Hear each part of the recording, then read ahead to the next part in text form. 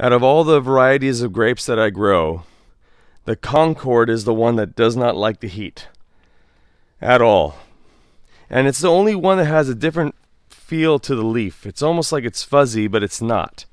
It's I'm Armenian, so it's definitely one we can't make dolma out of, stuffed grape leaves. It's just that type of leaf.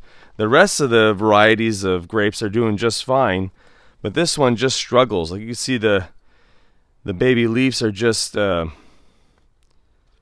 struggling. They won't grow as fast as let's say the flame seedless or the Thompson or any other varieties I have.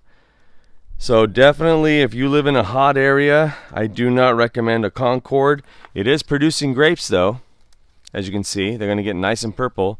Lulu, do not break a branch.